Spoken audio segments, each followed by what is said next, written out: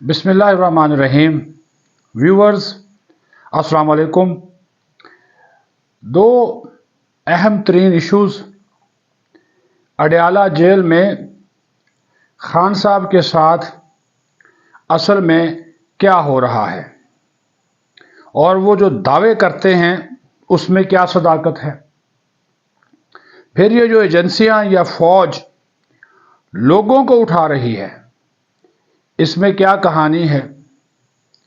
اور پھر آج بڑا دن، اہم دن، فیصلہ کن دن، پلان اے بی سی ڈی سارے فائنل.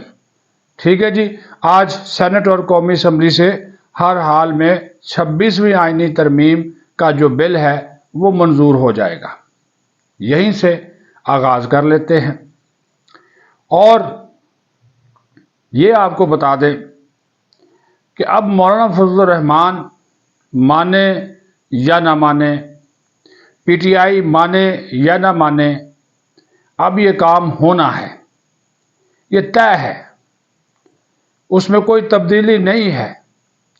فیصلہ سازوں نے فیصلہ کر لیا، بہت وقت دے دیا. بلاول بھٹو زرداری کی درخواست بھی مان لی گئی، مولانا کی درخواست بھی مان لی گئی، لیکن اب نہیں. انہوں نے کہا نہیں جی، بہت ہو گیا. اور آج ڈیولپمنٹ یہ ہوگی کہ جو آئینی ترمیم کا جو مسودہ ہے، جو ہم پہلے بتا چکے ہیں کہ اس میں کیا کچھ ہے، وہ زیادہ تر آئینی اصلاحات پر مبنی ہے، لیکن آج اس میں ایک ڈرامائی تبدیلی آپ دیکھیں گے. اس میں کچھ معاملات ایسے آ رہے ہیں جس میں جو سروسز چیفز کی مدت ملازمت کا تحفظ، اور پھر ایسے معاملات جن کو جو براہ راست قومی سلامتی سے متعلق کوئی چیزیں ہیں، اس میں کچھ ترمیم کی جائے گی. لیکن زیادہ تر چیزیں پھر بھی مولانا صاحب کی مان لی گئی ہیں، ایکسیپٹ کر لی گئی ہیں. تو وہ آج پلان اے بی سی. پلان اے یہ ہے، میں آپ کو بتا دیتا ہوں.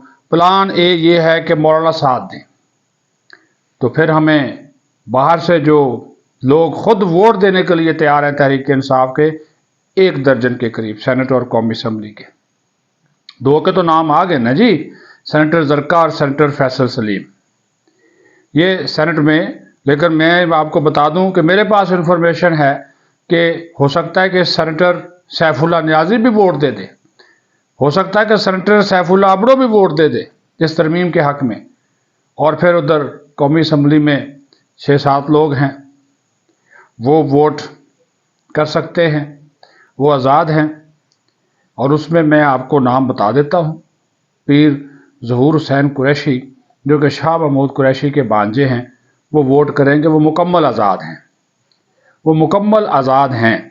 وہ نہ پی ٹی آئی کے ہیں نہ سنی تحریک کے ہیں. انہیں الیکشن ہی آزاد لڑا تھا اور وہ کسی جماعت میں شامل نہیں ہوئے. وہ ووٹ کریں گے، یہ میں آپ کو بتا دوں.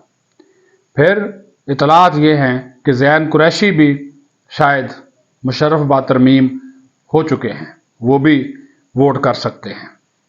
تو اگر مولانا کے ووٹ آ جائیں اور ساتھ یہ 2 ووٹ آ جائیں تو 224 کا فگر پورا ہو جائے گا. لیکن اگر مولانا صاحب آج بھی نہیں آتے تو یقین مانیے پھر قومی اسمبلی میں اور لوگ بھی ہیں جو ضمیر کی آواز پہ لبیک کہیں گے. آپ اس کو کوئی بھی نام دے لیں، ضمیر کو کوئی بھی نام دے لیں، وہ آپ کے اوپر ڈیپینڈ کرتا ہے، لیکن وہ ووٹ دیں گے، یہ طے ہے. یہ پہلی کوشش پلان یہی ہے کہ مولانا صاحب مان جائیں، ان لوگوں کی ضرورت نہ پڑے جن کا میں نے نام لیا جو منحرف ہے پی ٹی آئی کے، ان لوگوں کی ضرورت نہ پڑے. مولانا صاحب دے دیں، کیونکہ مولانا کا مسودہ مان لیا گا، مولانا ایگری بھی کر گئے.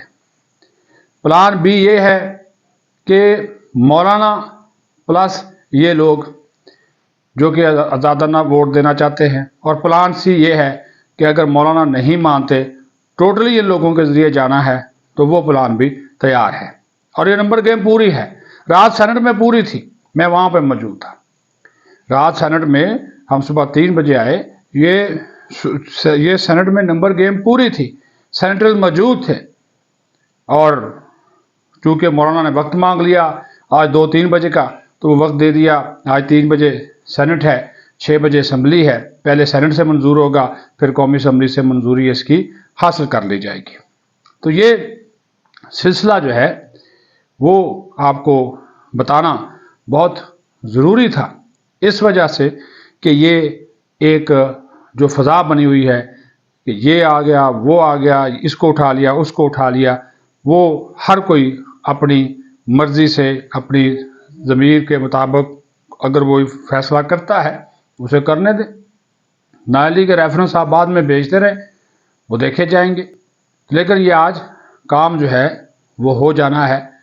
اور یہ کیا کہتے ہیں نا جی، ایک لفظ ہوتا ہے، یہ ببانگ دہل ہوگا، دھڑلے سے ہوگا، اور وہ فیصل واؤڈا جو بات کر رہے ہیں وہ بات جو ہے وہ ٹھیک کر رہے ہیں، وہ ٹھیک بات کر رہے ہیں کہ یہ ہونا ہے، ہر حال میں ہونا ہے، سمجھنے والے سمجھ جائیں، کرنے والے کر جائیں، یہ ہم نے جو ہے انہوں نے کہہ دیا کہ ہر حال میں جو ہے وہ کرنا ہے۔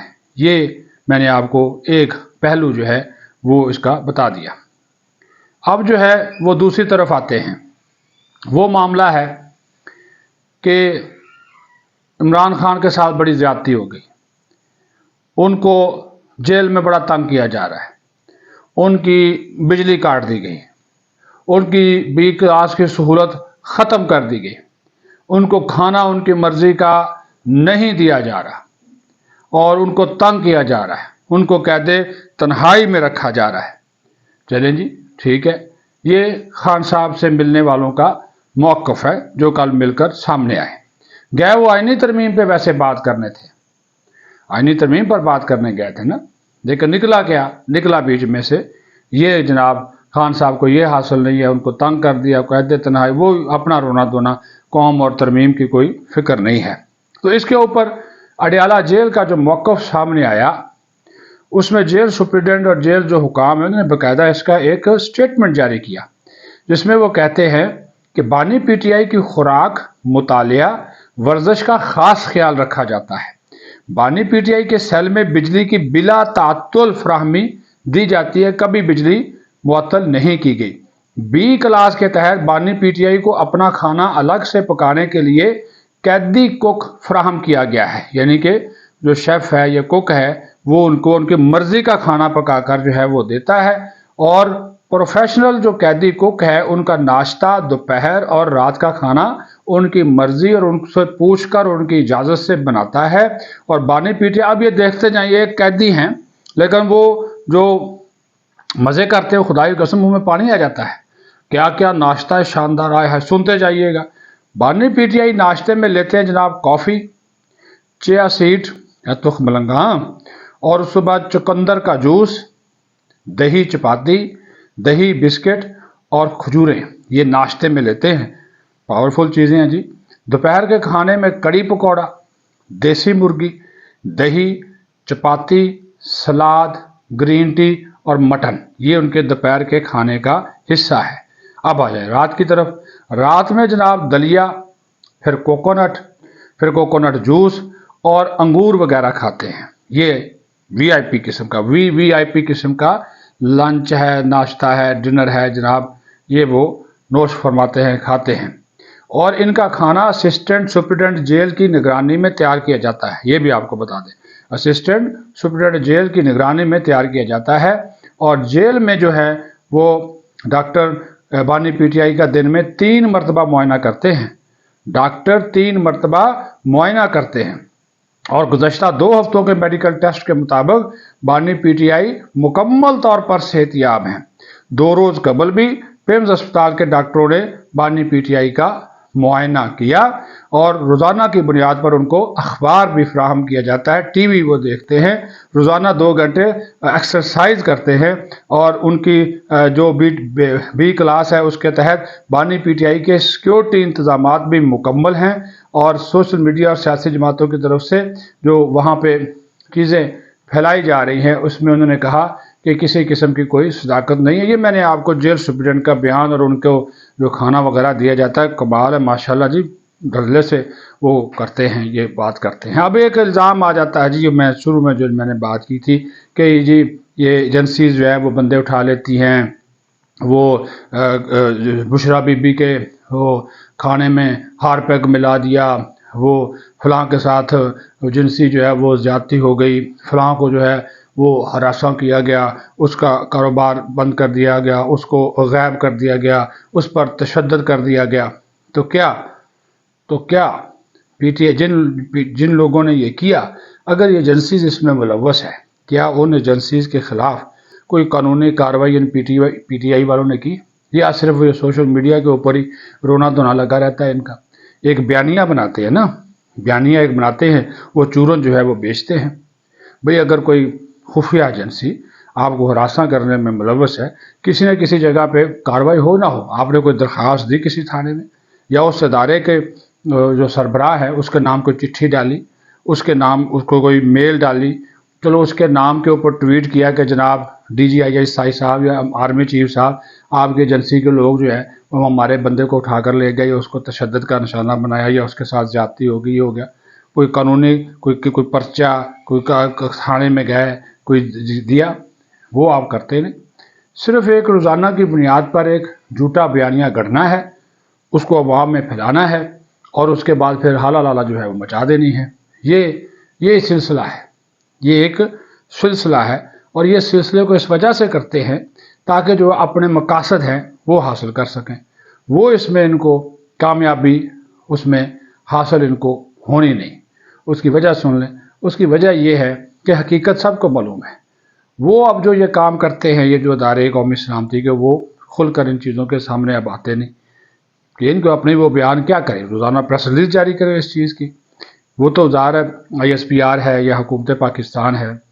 اب اختر مینگل نے ایک بہودہ الزام لگا دیا کہ جناب میرے سینیٹرز اٹھا لیے گئے، وہ دونوں اپنے لاجز میں موجود ہیں، سینیٹر نسیمہ احسان بھی اور قاسم روجیو بھی، وہ بھی وہاں پر موجود ہیں، اور کہہ دیا اٹھا لیے میرے بندے، اٹھا لیے، کہاں اٹھا لیے؟ وہ خود بھی اختر مینگل صاحب پھر رہے ہیں، میڈیا سے بات بھی کر رہے ہیں، آنا جانا بھی لگا ہوا ہے، پھر بھی الزامات لگاتے ہیں۔ تو یہ بھی ہمیں کم کرنا چاہیے، یہ ہر چیز کا الزام جو ہے وہ ایجنسیوں پہ جو لگانے کا ایک رواج بنا ہوا ہے، اس کو بھی ختم ہونا چاہیے۔ یہ کیا سلسلہ ہے؟